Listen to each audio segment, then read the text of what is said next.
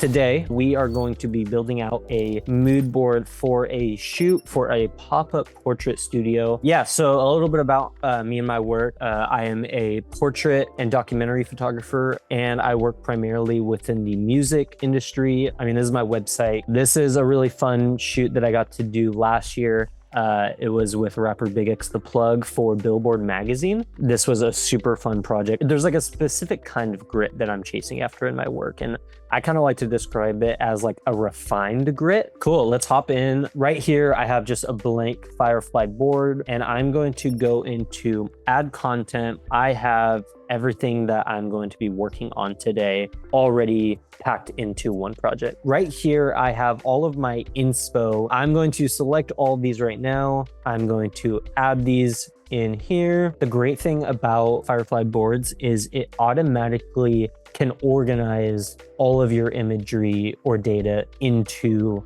a nice clean grid. So this is awesome. I have spent countless hours of my life, probably days of my life, reorganizing and like cleaning up mood boards. And this like eliminates all of that. So shout out Adobe for saving days off my life. Some of the inspo imagery, it's screenshots. And so I am just cleaning up the crop a little bit. There we go. And then you might say, oh, wow, that's nice. But now it's like there's random spaces everywhere. The cool thing about Firefly Boards is you can just go here and you have a range. I personally only use Mosaic because it's like magic and magic's sick. So I'm gonna make a couple mood boards. I'm gonna make one for overall mood, one for lighting reference, and I'm gonna make one for posing reference. How am I gonna do this? It's gonna be a simple drag and drop. So this is a great image, but doesn't necessarily fit the feeling of our shoot. So I'm going to select this image, push this generation settings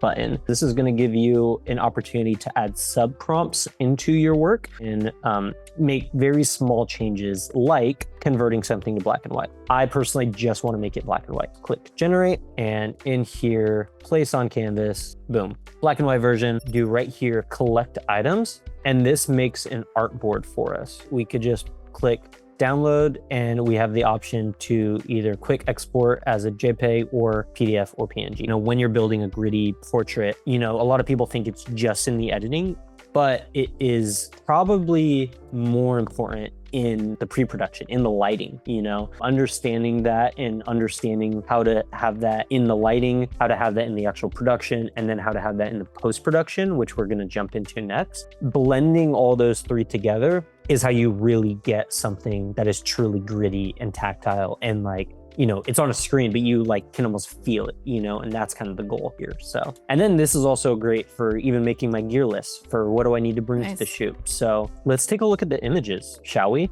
Shall we? On to Photoshop we go. Who's this? This is the homie. This is, you know, a great reason to always put birds or animals or dogs into your mood board. Manifest because as we saw, the bird, I am going to actually convert this to a smart filter, and I'm going to open this in Camera Raw. I'm going to change my profile to monochrome. I'm just working with my curves a little bit. I like to give it a good base within Camera Raw. A little trick that I like to do sometimes with having a little bit more definition and detail in images is I bring the shadows up, but I bring the blacks down. We're just gonna click OK. I'm gonna add another tone curve real quick. I'm gonna flatten the blacks a little bit, give it like a muted kind of like gray almost feeling. And then here's where it gets fun. So in the new Photoshop, you are now able to add clarity, dehaze, and grain sliders. Now this is huge. This is insane. It just adds like a little bit more of that grit to it. I usually add the grain for like my final step for everything. And I'm just going to save that file. I'm going to go back into my boards. I'm going to go add. What that means is this is a Photoshop